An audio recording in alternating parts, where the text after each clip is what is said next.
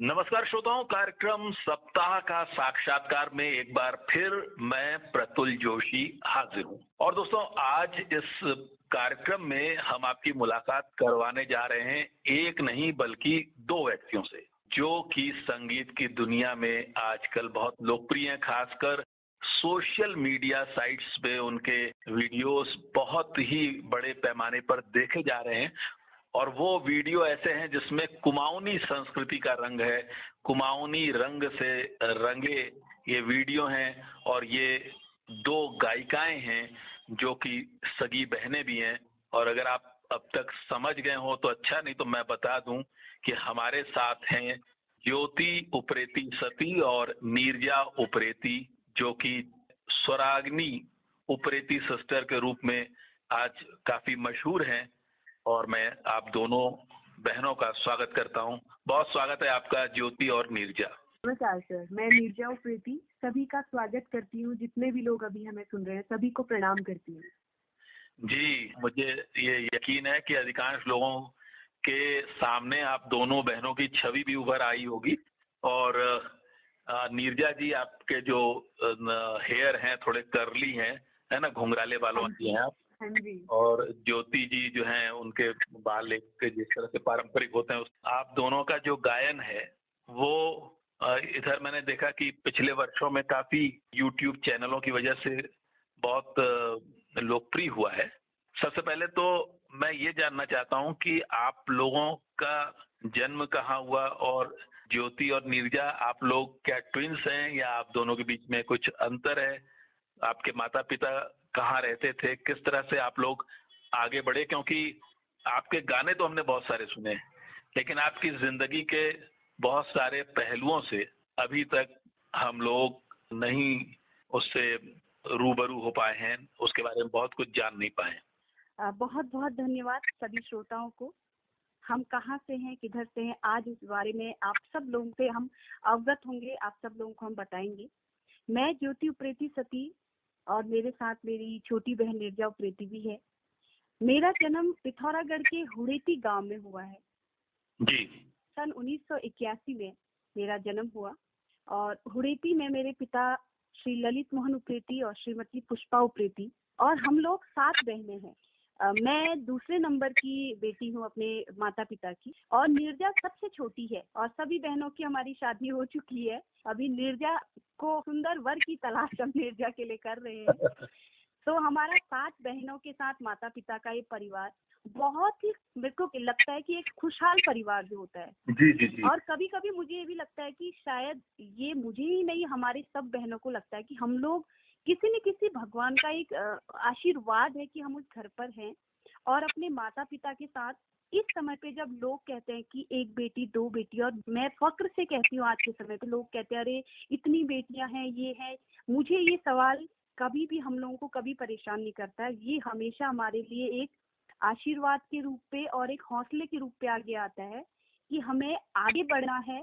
और मेरी सभी बहनें जो हैं अपने अपने क्षेत्र पर अपनी बहुत सिद्धहस्त हैं और कार्य कर रही है बहुत अच्छे से।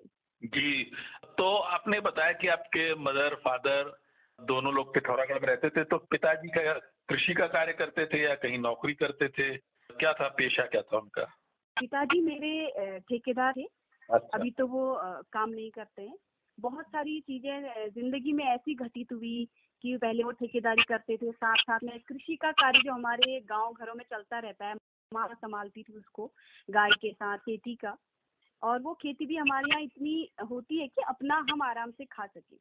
तो पिताजी मेरे ठेकेदार थे, तो उसके साथ साथ ही उन लोगों ने कभी हम लोगों को हमेशा आगे बढ़ाने के लिए ये नहीं बोला कि तुम्हें पीछे रहना है, ये करना है। और एक बार पिताजी का बहुत बुरा कह सकते हैं कि एक बहुत बुरा एक्सीडेंट हुआ था, जिससे उनको अभी भी बहुत परेशानी रहती है। तो समय के साथ पिछले 10 साल करीब हो गए कि अब पिताजी ने उस पेशे से बिल्कुल, अब घर पे वो आराम से बैठ करके, और माँ पिताजी अभी रुड़ेती में अकेले रहते हैं, पिथौरागढ़ रुड़ेती में। और साथ में चाचा ताऊ लोग, भाई लोग रहते हैं, तो वहाँ आराम से अपनी जिंदगी गुजर बसर कर रहे हैं। जी, एक बात शायद आप बताना भूल गई, तो मैं आपकी तरफ से बता देता हूँ कि नीरजा जो है वो एक फिजियोथेरेपिस्ट भी है, गायिका के। बिल्कुल बिल्कुल सर, बिल्कुल। हाँ जी, हाँ जी सर। जी। और मुझे बड़ा यहाँ अल्मोड़ा में आनंद आता है जब मैं देखता हूँ कि फिजियोथेरेपिस्ट का यहाँ अनुवाद कई जगह भौतिक चिकित्सक के रूप में। तो अच्छा। इसको मैंने, चूंकि मैं अधिकतर समय लखनऊ रहा या दूसरे प्रांतों में रहा, लेकिन पिछले कुछ समय से अल्मोड़ा में हूँ, तो यहाँ मैंने कई जगह देखा कि कई लोगों ने फिजियोथेरेपिस्ट का जो अनुवाद किया है वो भौतिक चिकित्सक, तो मैं कह सकता हूँ कि आपकी छोटी बहन भौतिक चिकित्सक है। अच्छा, ये बताइए ज्योति की आकाशवाणी अल्मोड़ा से भी आपने संगीत का ऑडिशन पास किया, और ये वर्ष था मेरे ख्याल से 2001 हाँ जी आपने सर, किया था। 2001 बिल्कुल। आकाशवाणी अल्मोड़ा से भी आप जुड़ी रही, तो आपका कनेक्शन क्या अल्मोड़ा शहर से भी है? अल्मोड़ा शहर से अगर मैं कहूँ तो मेरा दिल से और रिश्तों से भी बहुत, और कहते हैं कि दिल के रिश्ते से बड़ा तो कोई रिश्ता होता ही नहीं है दुनिया में। सर्वप्रथम मेरा आना अल्मोड़ा हुआ जब मैं ऑडिशन देने आई थी 2001 में। उससे पहले तो मैं अपनी स्कूल के सांस्कृतिक गतिविधियों में आती जाती रहती थी, लेकिन वहाँ पर लोगों को जानना, समझना, वहाँ रहना, क्योंकि हमारे संस्कृति में, हमारे पहाड़ों में ये एक कहावत है कि कोस कोस में बदले पानी, चार कोस में बानी। तो पिथौरागढ़, अल्मोड़ा, हर जिले की अगर बात करें या हर गांव गांव की बात करें तो भाषा में बहुत बदलाव हो जाता है। तो मैं जब अल्मोड़ा आई थी तो मैं आकाशवाणी का ऑडिशन पास करने के लिए आई थी। मेरी जो गुरु थी जब मैं बीएससी कर रही थी, कुमकुम शाह, डॉक्टर कुमकुम शाह, अब तो है नहीं, तो उन्होंने मुझे फॉर्म ला के दिया था कि तुम जाओ वहाँ और ऐसे आकाशवाणी का ऑडिशन दो, क्योंकि बहुत अच्छा प्लेटफॉर्म होता है अपने आप को आगे बढ़ाने के लिए। तब था 2001 में बहुत अच्छा प्लेटफॉर्म। तो मैं वहाँ जुड़ी। उसके बाद मैंने निरंतर वहाँ से अपने गीत, वहाँ से मेरे प्रसारित होते रहते थे, रिकॉर्डिंग मैं करती रहती थी। 2004 में फिर से पुनः आना हुआ अल्मोड़ा में, और मैं 7 तक पूरा वहीं रही। क्या कर रही थी आप वहाँ? मैं भातखंडे, मैंने देहरादून से अपना शुरू किया था और मैं सेकंड ईयर में आ गई थी उधर। फिर मैंने फाइनल ईयर विशारद का डिप्लोमा अपना गायन से अल्मोड़ा से ही पूरा किया। जब मैंने बीएससी करा था तो मैंने भातखंडे की वजह से अपनी पढ़ाई थोड़ी रोकी थी। फिर मैंने अल्मोड़ा कैंपस से हिंदी साहित्य से एमए किया। फिर मैंने डबल इंटर करा म्यूजिक से, वो भी मैंने अल्मोड़ा से ही किया। और उसके बाद फिर मैंने एमए म्यूजिक करा। तो मेरा बहुत खास रिश्ता है अल्मोड़ा से, जिसे मैं आज भी याद करती हूँ। जी जी जी। तो ये गाने का जो शौक है, ये आपको बिल्कुल बचपन से हो गया था शुरू? सर मैं अगर बोलूँ, हम लोग जिस परिवेश में रहते हैं, और बच्चे के लिए सबसे बड़ा परिवेश उसका घर ही होता है। बच्चे की आंख खुलती है अपने आसपास, वो सबसे पहले अपनी माँ को ही गुनगुनाते हुए सुनता है। तो धीरे धीरे मेरे गांव में, मैं अगर अपने हुड़ेती गांव की बात करूं, तो वहाँ पर संस्कृति के लिए लोग, मतलब हर घर में आपको ऐसे गीत संगीत के लोग मिल जाएंगे, गुनगुनाने वाले, गाने वाले। तो मैं अपने माँ पिताजी से गीतों को सुना, और धीरे धीरे ये मेरे गुरुओं ने और मेरे माता पिता ने महसूस किया कि इसकी तो भगवान ने आवाज भी बहुत अच्छी उपहार के रूप में से दी हुई है। तो उन्होंने मुझे इस चीज के लिए बोला। जब मैं शायद 8 साल की रही होंगी, तो पहली बार मेरे गुरुओं ने मुझे नगर पालिका, पिथौरागढ़ में जो नगर पालिका का हॉल है, वहाँ पर मुझे एक गीत गाने के लिए चढ़ाया था, जय जन भारत जनमन अभिमत। तो तब से ये सफर आज तक चलता रहा है, और मैं चाहती हूँ कि जब तक मैं हूँ तब तक ये चलता रहे। क्या बात है। कहते हैं ना कि पूत के पांव पालने में, है ना। तो आप बचपन से ही इतनी प्रतिभावान थी। अब मैं, आपकी जो सिस्टर हैं नीरजा, संगीत की दुनिया में इन्होंने थोड़ी देर बाद कदम रखा, और जैसा एक मैं इनके इंटरव्यू में देख रहा था कि इन्होंने कहा कि मैं अपनी बड़ी बहन को जब मैंने देखा कि वो इतना अच्छा गा रही हैं और इतना अच्छा करती हैं, तो मैं उनसे मोटिवेट हुई। तो मैं चाहता हूँ कि नीरजा से भी हम लोग बात करें कि नीरजा जी का क्या कहना है इस विषय में। सर मैं अगर अपनी बात करूं तो मेरी रुचि पहले से ही, आप नीरजा बोल रही हैं? हाँ जी। दोनों बहनों की आवाज इतनी मिलती जुलती है कि हाँ बताएं। इसीलिए हमें लोग ट्विंस भी बोलते हैं। जी जी जी। हाँ, तो मेरी रुचि हमेशा से मेडिकल वाली साइड पे थी, स्कूल टाइम से भी कि नहीं मुझे मेडिकल के फील्ड पे ही जाना है। लेकिन एक म्यूजिक की तरफ जो झुकाव था वो मेरा भी, आप बोल सकते हैं कि बचपन से था। बचपन से घर पे देखा था, म्यूजिक वाला माहौल था। तो स्कूल के प्रोग्राम्स या कोई भी ऐसे स्टेज वगैरह पे मैं जाती रहती थी स्कूल से। तो उसके बाद जब मैं दीदी के साथ देहरादून में थी, तो दीदी को सामने रियाज करते हुए देखती थी, ये अपनी प्रैक्टिस कर रही होती थी, या स्कूल में बच्चों के साथ जो उसके प्रोग्राम्स होते थे वो मैं देखती थी। तो उसको देखते देखते वो जो सुर थे वो और शायद ज़्यादा स्ट्रांग होते गए, और म्यूज़िक की तरफ जो मेरा लगाव था वो और ज़्यादा बढ़ता रहा। उसके बाद फिर मैं अपना मेडिकल की पढ़ाई के बाद जब मैं नोएडा गई, मैं अपनी इंटर्नशिप कर रही थी वहाँ से, तो मैं दीदी के साथ ही रहती थी। तो फिर जब बोलते हैं कि साथ में रहते हैं ना, तो वो कनेक्शन और ज़्यादा स्ट्रांग हो गया म्यूज़िक से रिलेटेड। तो फिर हमने सोचा कि क्यों ना साथ में, जब लास्ट ईयर कोरोना हुआ था, कि क्यों ना साथ में हम शुरू करें। तो हमने तब शुरुआत करी। क्या बात है।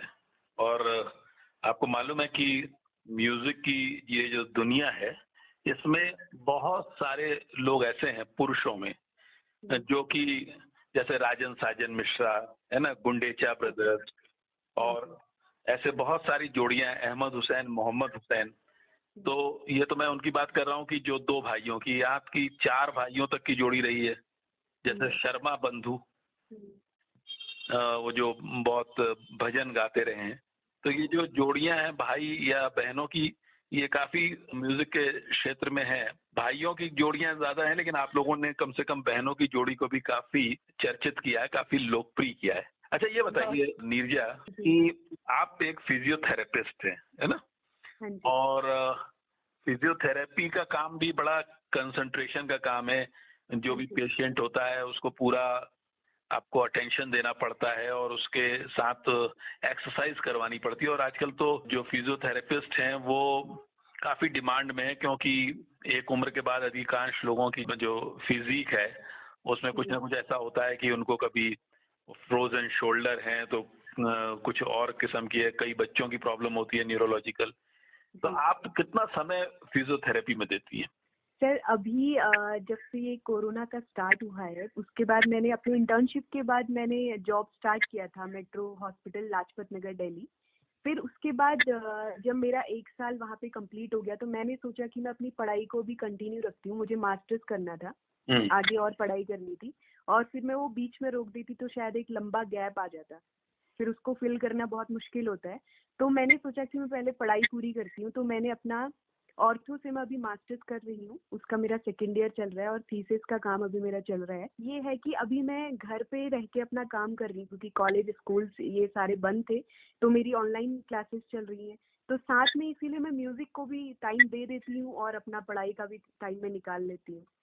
कहाँ से कर रही हैं मास्टर्स आप?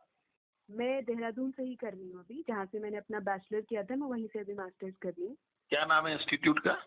Sai institute of paramedical and allied science. तो मतलब अगर आपके सामने भविष्य में ये चुनौती होगी कि 2 में से किसका आप चुनाव करेंगे, तो आप किसका चुनाव करना चाहेंगी? मैं सोचती हूँ और मैं समझती हूँ कि शायद मैं दोनों को साथ में लेकर चल सकती हूँ, क्योंकि म्यूजिक जो होता है, मुझे लगता है सबसे बड़ा स्ट्रेस को, और आपको दिमागी तौर से अगर सही रहना है ना, तो म्यूजिक से बड़ी चीज कोई हो ही नहीं सकती है। अगर आप खुद फिट रहेंगे तो शायद अपने पेशेंट को भी और बहुत अच्छे तरीके से आप ट्रीट कर सकते हैं। और मेडिकल फील्ड वाले या किसी भी फील्ड में जब आप देखिए कि स्ट्रेस बहुत ज्यादा रहता है लोगों को, तो मैं सोचती हूँ कि मैं दोनों चीजों को साथ लेकर चल सकती हूँ। क्या बात है, मतलब म्यूजिक थेरेपी और फिजिकल थेरेपी, है ना? हाँ जी। ये एक नया किस्म का प्रयोग होगा फिजियोथेरेपी की दुनिया में, और इसकी भी काफी संभावनाएं हैं। आप एक नए किस्म की थेरेपी को इजाद कर सकती हैं। चलिए, बहुत अच्छा लगा आपसे नीरजा बात करके। अब मैं ज्योति जी से ये सवाल पूछना चाहूंगा कि ये जो आप लोगों की जो पॉपुलैरिटी है, वो मैं देख रहा हूँ कि पिछले 1-1.5 साल में ही काफी बड़े पैमाने पे हुई। क्या ये कोरोना काल की वजह से ऐसा हुआ कि आप लोगों ने अपने को प्रिपेयर किया और अपने को यूट्यूब पे डाला, और फिर हजारों लोगों ने आपको लाइक किया? एक हिसाब से सर कह सकते हैं, आज के समय पर जब स्कूल के बच्चों की पढ़ाई तक बिल्कुल स्क्रीन पे सीमित हो गई है, ऑनलाइन तक सीमित रह गई है, तो सोशल मीडिया एक बहुत बड़ा प्लेटफॉर्म है आज के समय पर किसी भी चीज को पॉपुलर करने के लिए। और इजीली इस पर लोग अपनी चीजें अपलोड करते हैं, किसी भी फील्ड से रिलेटेड चाहे चीजें हों। तो मैं एक स्कूल की संगीत शिक्षिका भी हूँ। मैंने देहरादून में 8 साल काम किया। उसके बाद मैं अभी 5 साल से नोएडा स्कूल में पढ़ा रही हूँ। अभी तो सब कुछ ऑनलाइन ही चल रहा है। उस समय पे मैं एक संगीत शिक्षिका के रूप में बच्चों के आसपास इतनी घिरी रहती थी कि मैं अपने संगीत को सिर्फ कुछ मंचों तक, जो कुछ मंचों में मैं समय दे पाती थी और स्कूल से छुट्टियां लेकर के, और आकाशवाणी और दूरदर्शन के माध्यम से, हमेशा मैंने ये आकाशवाणी दूरदर्शन हमेशा मेरे लिए एक सबसे उच्च शिखर का माध्यम रहा है अपने संगीत को आगे प्रमोट करने के लिए। लेकिन जब कोरोना में पिछली बार सब कुछ बंद हो चुका था, सब लोग घर तक सीमित हो गए थे, तो हमें वो, क्योंकि सारे माध्यम बंद थे, मंच बंद थे, आकाशवाणी बंद था, दूरदर्शन सब बंद थे, तो हम ऐसे गाते रहते थे, गुनगुनाते रहते थे। गीतों को अपने यूट्यूब में कभी कभी हम ऐसे डालते थे, कभी कुछ, क्योंकि समय बहुत चाहिए होता है संगीत के लिए, अपने आप को प्रिपेयर करने के लिए। तो यूं ही हम लोगों ने मार्च अप्रैल की बात है, ऐसे वीडियो बनाए। सबसे पहला हमने अपने लोक संगीत का वीडियो बनाया था, जो हमारा पारंपरिक झोड़ा है, खोली दे माता खोली भवानी। तो लोगों ने बहुत उसको आशीर्वाद दिया, बहुत ज्यादा पॉपुलैरिटी उसकी हुई, और काफी सारे लोगों ने हमें और धीरे धीरे फिर कुछ टाइम बाद, 1-2 महीनों बाद नीरजा भी मेरे साथ जुड़ी। तो तब से हम कोशिश करते हैं कि वो जो लोक संगीत मैं अपने दूरदर्शन और आकाशवाणी में गाती थी और चाहती थी कि ये लोक संगीत हमेशा जिंदा रहे, तो अब मैं कोशिश करती हूँ कि चाहे सोशल मीडिया का ही माध्यम क्यों ना हो, ये जिंदा रहना चाहिए, चाहे माध्यम कुछ भी हो। जी जी जी।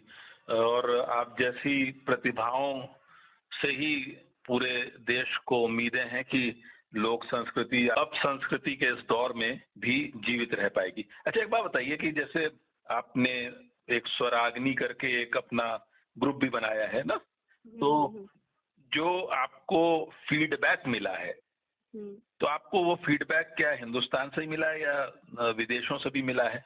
मुझे लगता है कि भारत का हर एक राज्य और भारत से बाहर जितने भी हमारे देश हैं, खासकर जो हमारा पड़ोसी देश नेपाल है, और उसके बाद हमारे कुछ ऐसे हमारे प्रशंसक कह सकते हैं, आशीर्वाद देने वाले अपने लोग जो जापान में भी बैठे हुए हैं। अभी पिछले ये 15 अगस्त हमारी जो हमारा राष्ट्रीय पर्व गया है, तब हम लोगों ने एक जापान के स्कूल में प्रोग्राम किया था, स्पेशली उन्होंने हमको इनवाइट किया था, और बहुत अच्छा लगा जब हमने अपने यहाँ के गीत गाए, नेपाली गीत गाए, संस्कृत भाषा के गीत गाए, अपने पहाड़ी भाषा के फोक गीत गाए, और उसके बाद जहाँ जहाँ संगीत प्रेमी है, वहाँ वहाँ से हमें आशीर्वाद मिलता है। जी, तो जापान में लोग आपके मनोभावों को समझ पा रहे थे, क्योंकि जापानीज भाषा और कुमाऊनी या नेपाली तो थोड़ी डिफरेंट है। मुझे इसका ये नहीं पता, लेकिन जब हम ऑनलाइन उनके कार्यक्रम से जुड़े हुए थे और सामने लोगों का जो रिएक्शन दिख रहा था, उसके बाद जो एप्रिसिएशन, जो उन्होंने प्रोत्साहन हमको दिया, बहुत लोग खुश थे। और वहाँ के स्पेशली जो मुझे लगता है कि वहाँ के कुछ एक अच्छी पोस्ट पे, एक प्रिंसिपल पोस्ट पे, उससे ऊपर जो लोग बैठे हुए हैं मिनिस्ट्री पे, उन्होंने खासकर हमें ये मैसेज लिख के भेजा संदेश पे कि आप लोगों के गीतों को इतना लोगों ने पसंद किया है, चाहे वो आपने नेपाली गाया, चाहे आपने अपने उत्तराखंड का कुमाऊनी गीत गाया, गढ़वाली गीत गाया, चाहे आपने उस संस्कृत भाषा का गीत गाया जो देश गीत पे हमने गाया था। तो ये सुन के अच्छा लगा। और संगीत की सर वैसे भी कोई भाषा होती नहीं है, कहते हैं कि संगीत तो भावों की भाषा है, और पूरे विश्व की भाषा मानी जाती है संगीत। बिल्कुल आपने सही कहा। मैं आपसे ये जानना चाहता हूँ ज्योति कि आप लोगों का जो गायन का क्षेत्र है, जो आप गीत सेलेक्ट करती हैं, तो मैंने देखा कि या तो वो कुमाऊनी है या नेपाली है थोड़े बहुत, है ना? तो क्या मतलब आपका फोकस इसी पर है कि आप जो है, चूंकि पिथौरागढ़ वाले जो हैं वो तो काली नदी के उस पार नेपाल है, उधर दारचूला है, इधर धारचूला है ना? तो आप लोगों ने क्या कुछ अपने को फोकस कर रखा है कि हम जो है यहीं तक रहेंगे, कुमाऊनी और नेपाली गाएंगे? नहीं सर, अगर आप हमारे गीतों को सर्च करेंगे, मतलब रिसर्च करेंगे या सुनेंगे, तो कुमाऊनी तो हम इसलिए गाते हैं क्योंकि वो कुमाऊनी भाषा मेरी अपनी दूध बोली भाषा है, वो जन्मभूमि है मेरी वहाँ, उसको हम गाते हैं। और नेपाली गीत हम इसलिए गाते हैं क्योंकि कहीं न कहीं किसी न किसी समय पर वो संस्कृति और हमारी संस्कृति कहीं न कहीं आपस में, एक कहते हैं रिश्ते में डोर में बंधी हुई थी। तो कुछ शब्द ऐसे हैं हमारे, जैसे सोर पिथौरागढ़ में आप बोल सकते हो कि उसमें नेपाली भाषा का मिश्रण है, और वो नेपाल के आधे संस्कृति में भी हमारी बोली भाषा का जिक्र है। उसके साथ हम लोग गढ़वाली भाषा भी गाते हैं, जो मेरे ससुराल पक्ष का है। वहाँ की गीत भी हम लोग बहुत सारे गाते हैं, चाहे वो खुदेड़ गीत हो, चाहे वो चौफला हो, चाहे खड़िया हो। और हिंदी गीत हमने बहुत गाए हैं, हमारी खुद की रचनाएं हैं हिंदी में, संस्कृत में, कुमाऊनी में, गढ़वाली आजकल मैं अपने परिवार से, अपने ससुराल से सीख रही हूँ कि कैसे ये गढ़वाली में लिखा जाता है। और हम लोग संस्कृत के बहुत सारे गीत गाते हैं, श्रीमद् भगवत गीता के। और हिंदी के पटल पर हम लोग बहुत गीत गाते हैं, लेकिन जो हमारे मूवी के गीत हैं खासकर से, उन गीतों का एक अलग मंच है। उन गीतों को हम अलग, जैसे पिथौरागढ़ में जब मैं थी कॉलेज के समय पे अपने, तो वहाँ उस समय पे ऑर्केस्ट्रा बहुत चलते थे, अभी भी चलते हैं। तो मैंने पूरे अपने, मेरे को लगता है जब मैं 7th 8th 9th 10th से पूरे BSc तक मैंने ऑर्केस्ट्रा के गीत गाए हैं। तो गीत हम सिर्फ कुमाऊनी और वहीं तक फोकस नहीं करना चाहते, ना हम इस पे हमारा ध्यान है। हमारा ध्यान है कि जितनी विधाएं हैं संगीत की, उन सबको हम गाएंगे और हम गाते हैं उनको, अनवरत वे चलते रहते हैं। क्या बात है, that should be the spirit, है ना। तो आपसे तो काफी बातें करने का मन कर रहा था, लेकिन समय का दबाव ऐसा है कि वो बहुत ज्यादा बातें करने के लिए अलाउ नहीं कर रहा है। लेकिन मैं चाहता हूँ कि हमारे श्रोताओं को, और क्योंकि अल्मोड़ा तो आपका ही शहर रहा है, यहाँ अपने संगीत की शिक्षा ग्रहण की, और आकाशवाणी अल्मोड़ा के श्रोता इस कार्यक्रम का सप्ताह भर बेसब्री से इंतजार करते हैं। तो मैं चाहता हूँ कि एक छोटा सा मुखड़ा आप हमारे श्रोताओं के लिए गा दें, दोनों बहनें तो। और खासकर मेरी तो फरमाइश रहेगी कि कुमाऊनी हो। बिल्कुल सर। मैं कुमाऊनी ही गाऊंगी, और मैं इसलिए भी गाऊंगी क्योंकि ये जो गीत है, जो मेरी रचना है, गीत मैं अपनी रचना गा रही हूँ, और इसके साथ मेरे गांव के ही एक बड़े भाई का भी आशीर्वाद है जो अभी इस दुनिया में नहीं है। तो हम दोनों, मैं जब छोटी थी उसके साथ कार्यक्रम में जाती थी, तो इस गीत को हम गुनगुनाते हुए लिखते जाते थे, गाते जाते थे। तो एक रचना आज मैंने अपने YouTube पे अपलोड करी, और दूरदर्शन आकाशवाणी में बहुत पहले गा चुकी हूँ मैं इसे। वो गीत मेरे सभी श्रोताओं के लिए, पहाड़ी लोगों के सीधेपन के लिए, पहाड़ की ठंडी हवा के लिए, और यहाँ के जो हमारी पाख होते हैं, पाख वाली जो छत ऊंची, उस चीज के लिए। तो ये गीत सिद्ध सदा कुनाल हम थे कुनेरा, पहाड़ी छावा पहाड़े रुनेरा, सिद्ध सदा कुनाला हम थे कुनेरा, सिद्ध सदा कुनाला हम थे कुनेरा, पहाड़ी छावा पहाड़े रुनेरा, पहाड़ी छावा पहाड़े रुनेरा, नाना नाना गोछन्या का नाना नाना घरा, नाना नाना गोछन्या का नाना नाना घरा, या मरुआ भट्ट मधुर हुनेरा, पहाड़ छावा पहाड़े रुनेरा, पहाड़ छावा पहाड़े रुनेरा, पहाड़े रुनेरा, पहाड़े रुनेरा, पहाड़े रुनेरा। क्या बात है ज्योति और नीरजा, आप दोनों का जो भविष्य है मैं देख रहा हूँ कि बहुत ही उज्जवल है, बहुत कामयाबी आपके चरण चूमेंगी। बहुत ही सुंदर गीत है, और साथ में जो सिंक्रोनाइजेशन है आवाज का दोनों बहनों का, वो अद्भुत है। बहुत शुक्रिया हमें ज्वाइन करने के लिए और आकाशवाणी अल्मोड़ा के लिए अपना कीमती वक्त निकालने के लिए। और मैं बस आपसे आखिर में एक ही गुजारिश करूंगा, दरख्वास्त करूंगा कि जब भी आप अल्मोड़ा आए तो जरूर आकाशवाणी अल्मोड़ा में पधारें, हम लोगों से मुलाकात करें, और एक बार फिर हम लोग आपसे आमने सामने बात करेंगे। अभी तो हम आपसे मोबाइल के ऊपर बात कर रहे थे। बिल्कुल जरूर, बहुत शुक्रिया। बिल्कुल, धन्यवाद।